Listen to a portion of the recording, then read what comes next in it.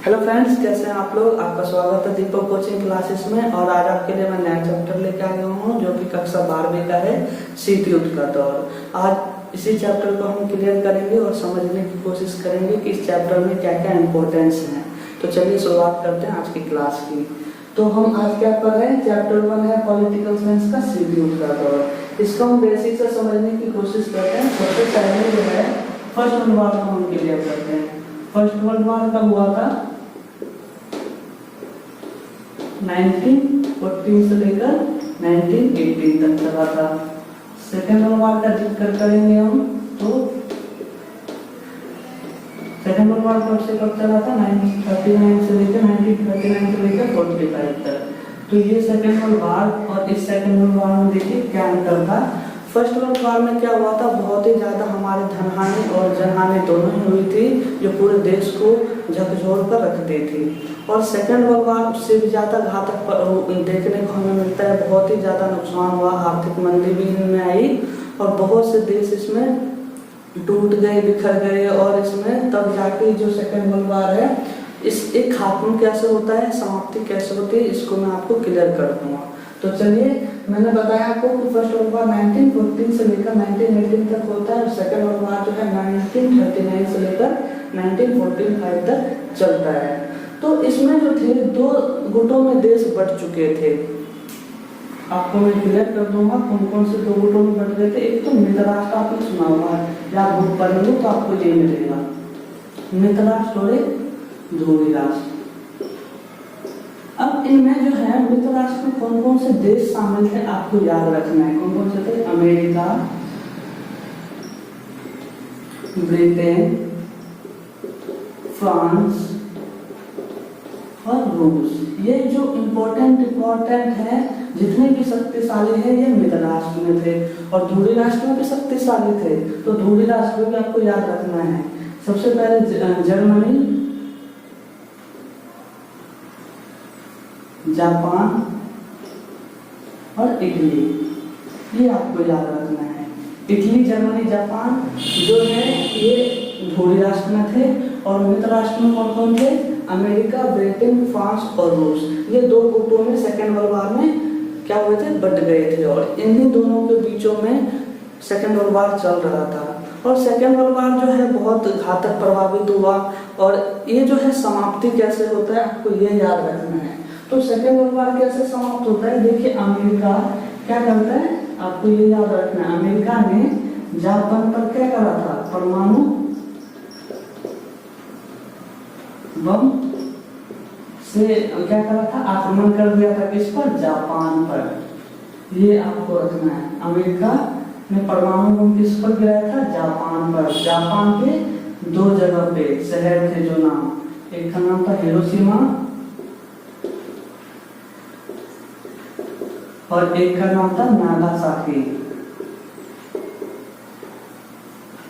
कब गिराया था आपको ये भी याद रखना है, 6 अगस्त 1945 को। और स्पेन में 9 अगस्त 1945 को।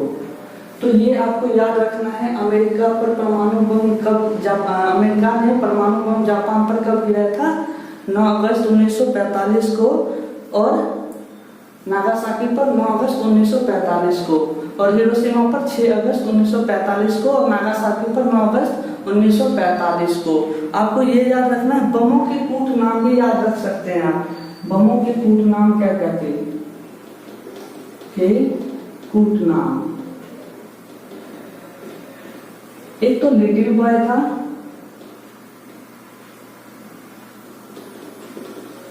और एक था फैट मैन। ये बमों के नाम थे, फैट मैन। तो आपको क्लियर कर दे, बमों के नाम हैं जो इन पे गिराए गए थे। और इनका वजन भी आप लिख सकते हैं। वजन क्या था बमों का? बमों का वजन था 15 से लेकर 21 किलो टन था। ये आप इसमें याद रखेंगे कि सेकेंड वर्ल्ड वॉर समाप्त होता है, कैसे होता है? 1945 के 6 अगस्त को 1945 पर अमेरिका द्वारा परमाणु बम गिराता है जापान पे। हिरोशिमा और नागासाकी पे। हिरोशिमा के 6 अगस्त 1945 को और नागासाकी के शहर पे 9 अगस्त 1945 को। और बमों के कूट नाम क्या होता है? लिटिल बॉय के नाम से जाना जाता है और दूसरा होता है फैटमैन के नाम से जाना जाता है। आप इसका वजन भी याद कर सकते हैं, 15 से 21 किलो का टन का था। तो ये था सेकेंड वर्ल्ड वॉर जो खत्म हो गया। अब आगे की बात करते हैं।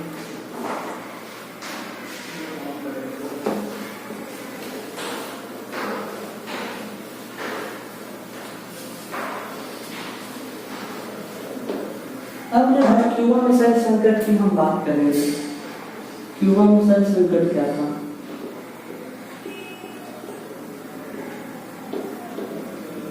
क्यूबा मिसाइल संकट को हम समझ जाएंगे, बहुत इजी चैप्टर है और आपको एक एक चीज मैं आपको बताने वाला हूँ, इसमें क्या क्या क्लियर करेंगे हम। तो हमने पहले समझ लिया first world war, second world war और अमेरिका द्वारा आक्रमण किस पर? जापान के 2 शहर हिरोशिमा और नागासाकी। बमों के नाम भी याद रखेंगे आप और वजन कितना था ये भी याद रखेंगे। अब चलते हैं क्यूबा मिसाइल संकट, नेक्स्ट पढ़ते हैं। ये इंपॉर्टेंट था आपके चैप्टर का। तो हम मैथ द्वारा समझने की कोशिश करते हैं। ये है आपका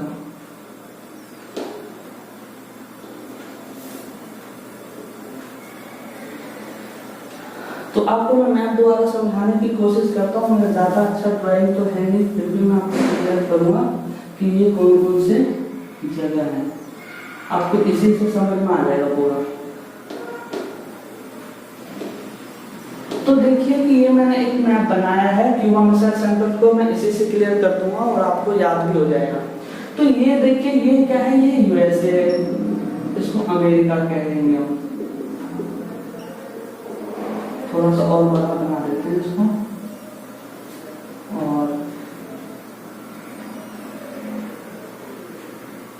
और ये क्या है? क्यूबा। इसमें क्यूबा की बात करा गया, क्यूबा मिसाइल संकट की हम चैप्टर पढ़ रहे हैं। और ये क्या है? USSR, United Soviet socialist republics. ये आप याद रखेंगे। यूनाइटेड स्टेट ऑफ अमेरिका, ये है रूस, इसको सोवियत संघ कह रहे हैं जो। क्लियर? तो देखिए आपको एक और चीज याद रखना पड़ेगा। यहाँ के जो नेता थे, जो राष्ट्रपति थे, उनका नाम क्या था? निकिता क्रुश्चेव। निकिता क्रुश्चेव। पहले मैं आपको सारा क्लियर करता हूँ, फिर मैं चैप्टर शुरू करूंगा। अब ये अमेरिका है, अमेरिका का है। यहाँ के कौन थे? John F Kennedy. John F Kennedy ये नेता के नाम है। यहाँ के राष्ट्रपति के नाम या नेता के नाम आप कर सकते हैं क्लियर। ये क्यूबा है। क्यूबा पर भी थे नेता फिडेल कास्ट्रो। तो ये क्या है? क्यूबा, ये है अमेरिका और सॉरी ये है सोवियत संघ यूएसएसआर और ये है अमेरिका। मैंने आपको नेता भी बताते हैं अमेरिका के कौन थे उस समय। 1945 की बात कर रहे हैं, जॉन एफ कैनेडी। सॉरी 1961 की बात कर रहे हैं, जॉन एफ कैनेडी। और सोवियत संघ के कौन थे? निकिता क्रुश्चेव। और क्यूबा के कौन थे? फिडेल कास्ट्रो। ये आपको क्लियर हो जाएगा। तो अमेरिका का देखिए क्या था।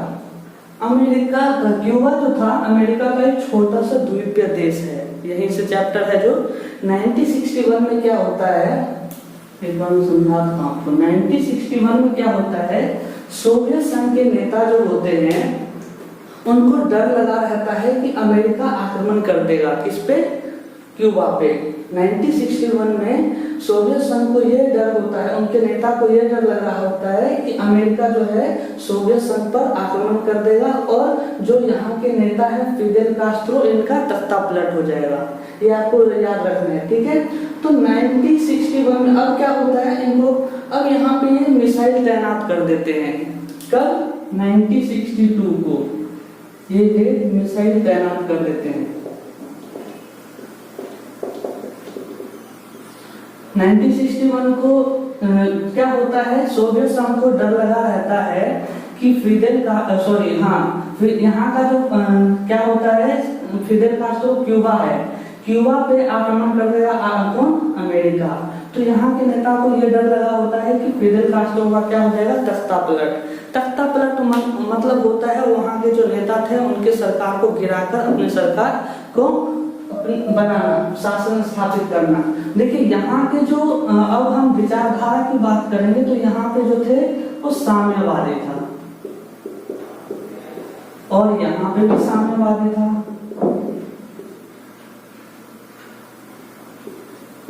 और यहाँ पे क्या था, पूंजीवादी।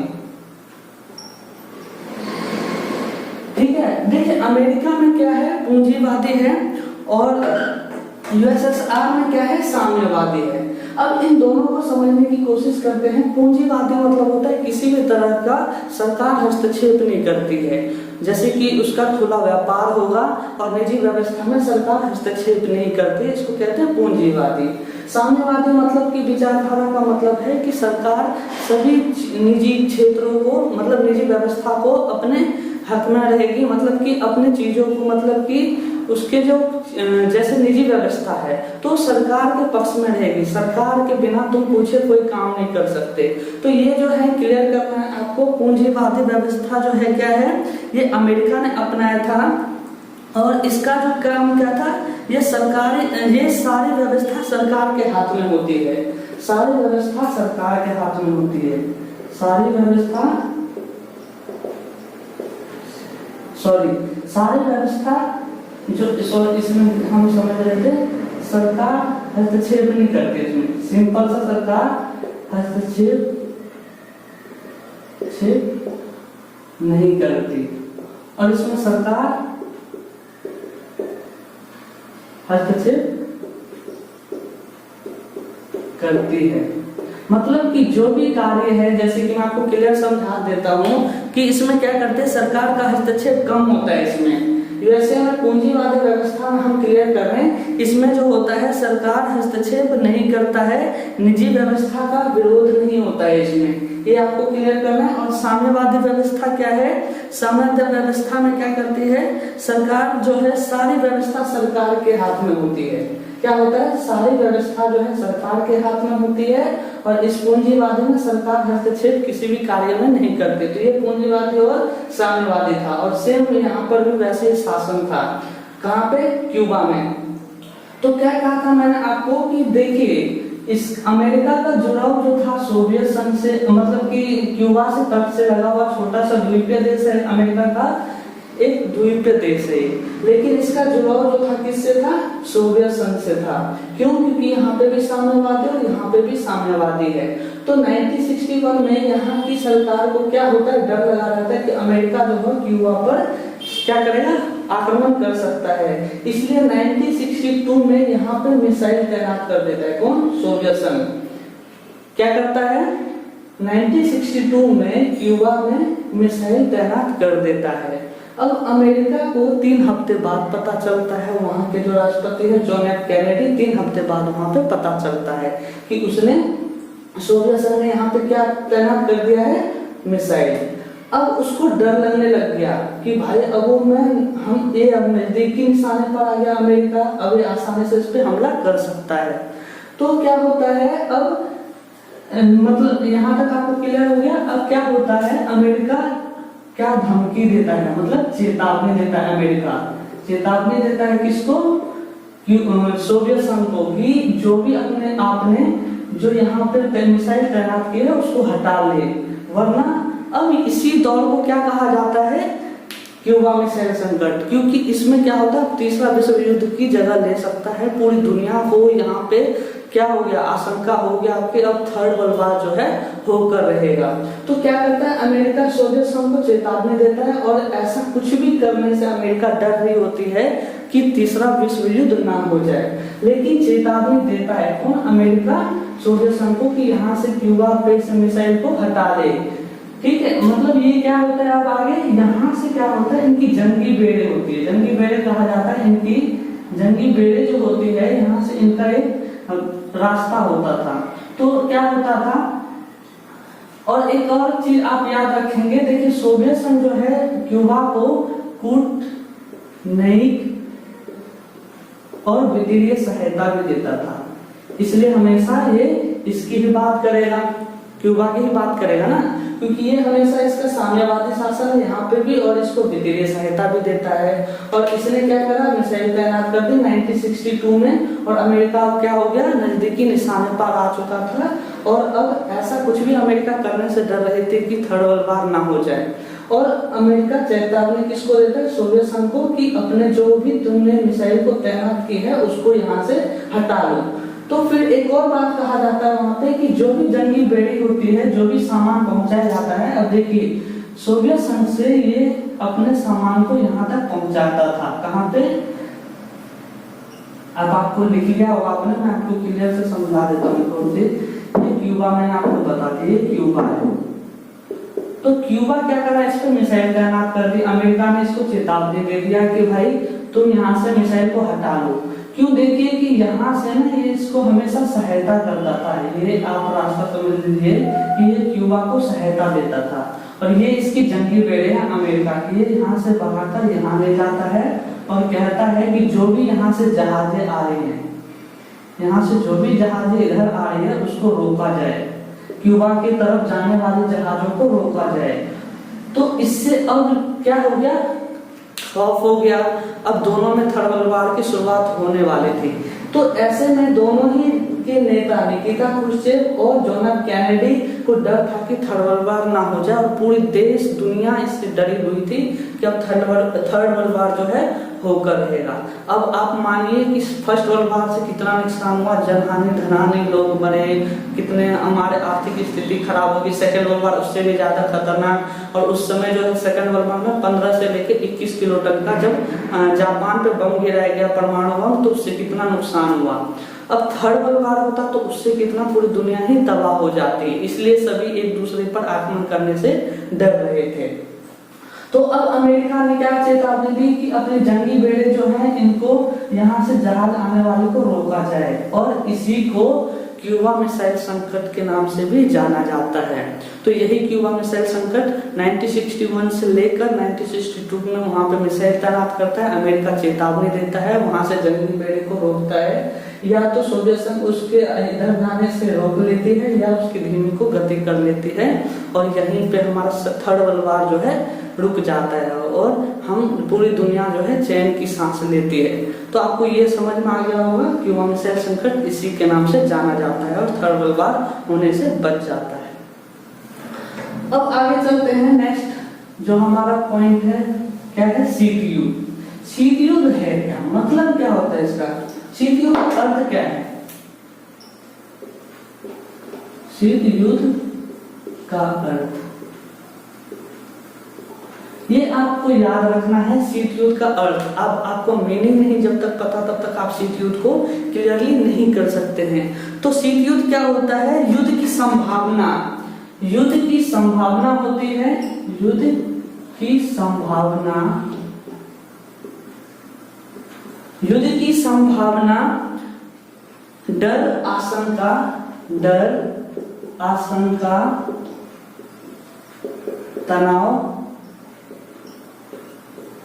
तनाव, संघर्ष जारी रहता है, परंतु युद्ध नहीं होता। ये आपको सिर्फ सिंपल चीज है, युद्ध की संभावना, डर होता है, तनाव बना रहता है, संघर्ष जारी रहता है, और युद्ध संघर्ष जारी रहता है लेकिन युद्ध नहीं होता। इसी को शीत युद्ध का अर्थ कहा जाता है, परिभाषा आप लिख सकते हैं। मतलब कि युद्ध की संभावना होगी, डर लगा रहता है, आशंका होती है, तनाव बना रहेगा, संघर्ष जारी रहता है, परंतु युद्ध नहीं होता है, इसी को शीत युद्ध कहा गया। मतलब कि युद्ध का ना होना, सिर्फ एक दूसरे से बोला वाली या अपने को मजबूत दिखाना, अपने को ताकतवर दिखाना, बट लड़ाई ना करना, युद्ध ना करना, वॉर ना करना, इसी को शीत युद्ध के नाम से जाना जाता है। तो ये आपको समझ में आ गया होगा। हम आगे चलते हैं, छोटा सा आपको सिंपल मैं बता देता हूं कि अब क्या होता है, दो ध्रुवीय का उदय होता है। मतलब कि अब सेकेंड वर्ल्ड वार खत्म हो जाता है अब दो महाशक्तियां उत्पन्न होती है, उदय होता है। कौन कौन से? जिसको कहते हैं यूएसए और यूएसएसआर। ये आपको याद रखना है। कौन कौन सी दो देश होती है? यूएसए और यूएसएसआर। अब देखिए यहाँ पे क्या होता है, दो ध्रुवियों का शुरुआत हो जाता है। अब एक दूसरे को ये पूरे जो है 1945 से लेकर 90 तक ये शीत युद्ध चलता है, और लेकिन युद्ध नहीं होता इसमें। आपको पता होगा कि इसमें जो है थर्ड वर्ल्ड वॉर हमारा नहीं होता, लेकिन एक दूसरे की मतलब कि डर बना रहता है कि युद्ध होकर रहेगा। अब क्या है, दो ध्रुवियों का उदय हो जाता है। किस किस का? दो, यूएसए और यूएसएसआर। इसको यूएसए को अमेरिका कहते हैं, यूनाइटेड स्टेट ऑफ अमेरिका, और यूएसएसआर को सोवियत नाम जाना जाएगा। पूरे बुक में यही आपका नाम आएगा, सोवियत संघ। और इन्हीं दोनों की बात कर रहे हैं। शीत युद्ध पूरे 1945 से लेकर 90 तक चलता है, पूरे देश को झकझोर के रख देता है। और इसमें हम जो है, अब क्या होता है यहाँ पे आपको दो ध्रुवियों को पता चल गया होगा। अब क्या होता है, अब दो देश हैं। अब छोटे छोटे देश जो है एक दूसरे क्या होता है, मतलब कि कोई यूएसए में चले जाता है, क्यों? कोई सोवियत संघ में चले जाता है, क्यों? क्योंकि अब उनको डर बना रहता है कि युद्ध होकर रहेगा और हम बचे कैसे। तो वो दूसरे देश में किसी न किसी में शामिल हो जाते थे। तो यहाँ पे क्या होता है, यूरोप का विभाजन होता है। यूरोप का विभाजन,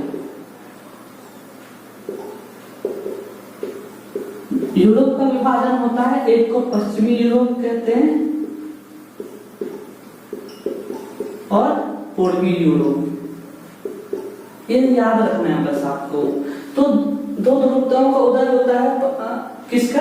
यूएसए और यूएसएसआर की हम बात कर रहे हैं। यूएसए और यूएसएसआर की बात कर रहे हैं हम। अब यूरोप का विभाजन हो जाता है, क्योंकि अब दो देशों में गुट बट चुके थे और दो महाशक्तियां थी, और जितने भी छोटे छोटे देश थे एक दूसरे में गुट में शामिल होना चाहते थे। और यूरोप का विभाजन होता है, जिसमें कि एक पश्चिमी यूरोप का नाम देते हैं पूर्वी। अब पश्चिमी यूरोप की अगुवाई जो है अमेरिका कर रहा था, और पूर्वी यूरोप को सोवियत संघ अगुवाई कर रहा था। तो दो विभाजन हो जाते हैं यूरोप के, एक तो पश्चिमी यूरोप और एक पूर्वी यूरोप। अब जो है इसमें हम क्लियर करेंगे कि पश्चिमी यूरोप की जो अगुवाई कर रहा था, कौन कर रहा था? अमेरिका, और पूर्वी की सोवियत संघ।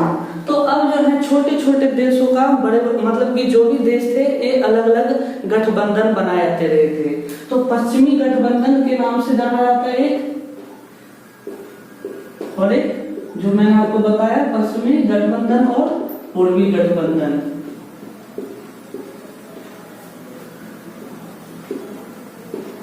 अभी मैंने आपको बता दिया पश्चिमी गठबंधन का कौन कर रहा था? अमेरिका, और पूर्वी का कौन कर रहा था? सोवियत संघ। अब आपको ये क्लियर हो गया होगा। अब हम लेते हैं पश्चिमी यूरोप एक संगठन बनाता है, इसको हम ऐसे थोड़ा सा बड़ा कर लेते हैं। पश्चिमी गठबंधन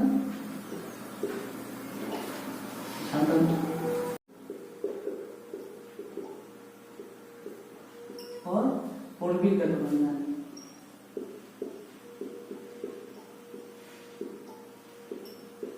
पश्चिमी की कौन कर रहे थे? अमेरिका,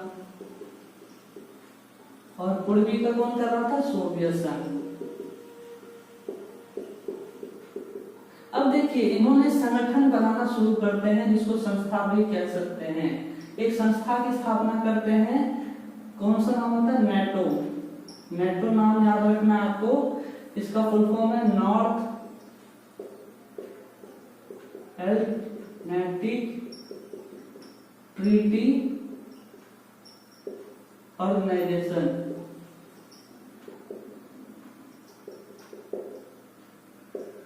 उत्तरी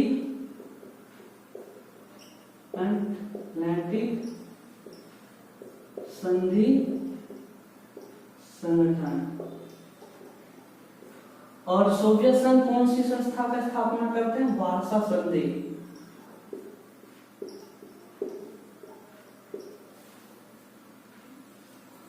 कौन? सोवियत संघ।